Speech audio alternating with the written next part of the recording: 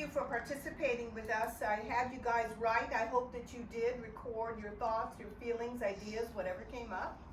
Because now you're going to find how important these feelings, thoughts, ideas are. So what did you guys come up with? Well, I noted the longer that we did the opening stance, as I was standing, that I was engaging the inner portion of my thighs and calves less than the outer portion. And I was considering that. I feel like it begins in my feet, in the arches, and you said, am I evenly balanced? And I was moving my feet back and forth to feel my contact with the floor. And the more that I engaged, actually the inner thighs, the inner portion of the thighs, that assisted me to root more deeply in my feet. Yeah. And I was like, well, that's interesting. I was just curious about the inner thigh and inner relationship to self, and do I engage that aspect of myself on a daily basis, on a moment-to-moment basis? That was a query for me. Yeah. And I also noticed a lot of stiffness in my wrists and hands, that extension as we were standing and flexing at the wrist, how stiff I felt. And I was like, that, again, considering hands being giving and receiving, and being open to giving and receiving, and feeling like almost like wanting to bring my hands in, like in a kind of gripping fashion. So those two elements were very curious to me. In a gripping fashion, so versus being completely open and available to the giving and receiving. Yes. So you feel more, it's like more of a need to hold on? To hold on. Yeah, absolutely. Like the feeling is like, and it starts here in the wrist, like a tension and a tightness and an ache in the wrist, like that I need to hold on in order to have something for myself. Yeah. That the openness will mean that it's some belief that I wouldn't have anything. Oh, is that just empty? Open, empty. Yeah. Maybe empty. Yeah. That's interesting, because I feel when I open and extend through my hand and flex, the feeling is actually quite vibrant, open and vibratory, energetic feeling. Yes. So it's really the opposite of not having. Yes. Though there's a belief that I recognize. Yes, which that is really beautiful, because the belief is an idea.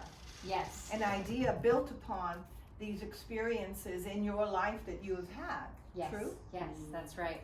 Right. So, and the vibrational quality is very different than holding something in your hand. Right. Do you understand what I'm saying? Yes, the belief that I'm recognizing is different than simply holding on to an item. There's an energetic holding that I'm recognizing versus a flow of movement. A flow of energy. Yeah, a flow of energy. Yeah. Everybody go, oh, energy. Yeah, we are all energy. I hate to break it to you. We are all energy beings. We are energy fields. This is science. It's not some kind of fairy tale idea.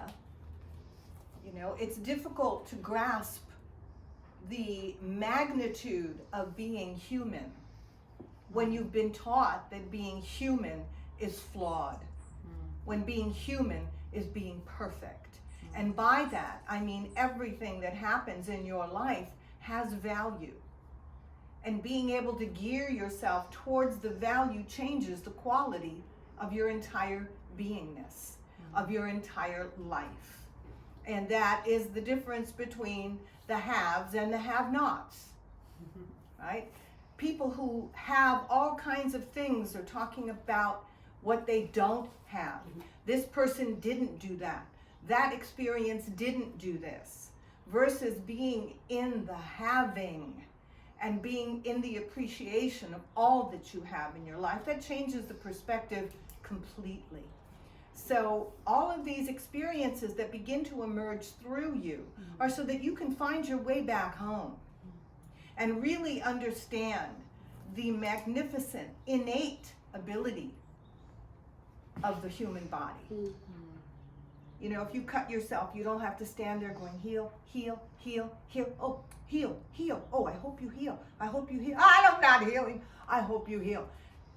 The body automatically cares for itself. So the more you build upon that, the greater the capacity of your own life to recognize the beauty and the bounty of innate wisdom that emerges from within. So all of these things that you write down have great importance. What did you find, Nee?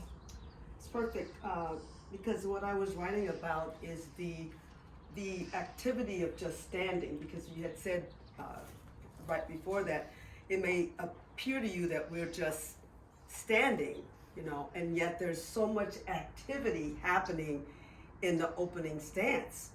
And for me, what I was really recognizing was the wrap of the rib cage, because there was a couple of times that I went and I was touching my abdomen, because I realized that this whole, the rib cage really supports the upper body and the heart, the support of the heart.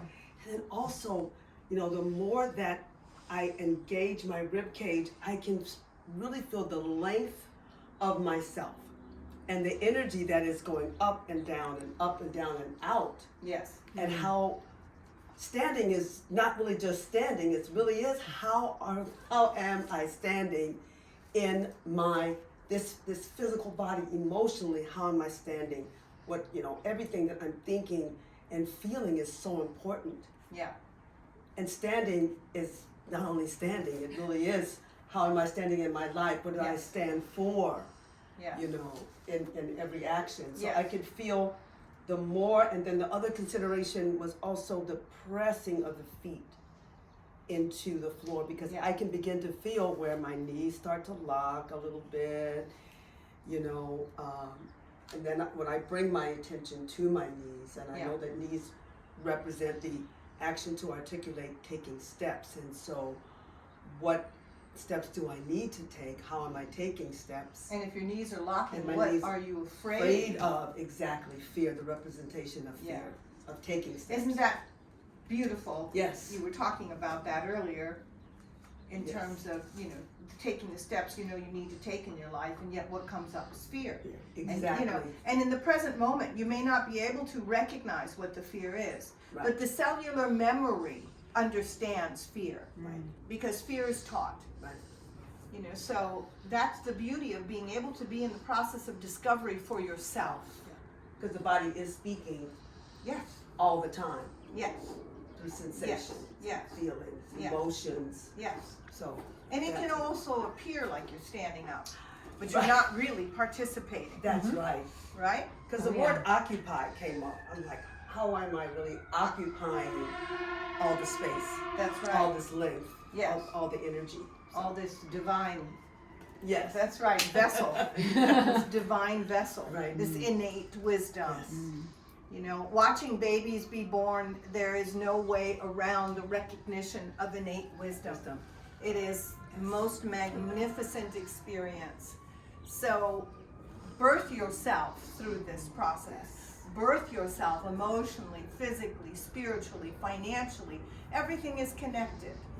If you believe yourself to be lesser in any area of your life, then you believe yourself to be lesser in every area of your life.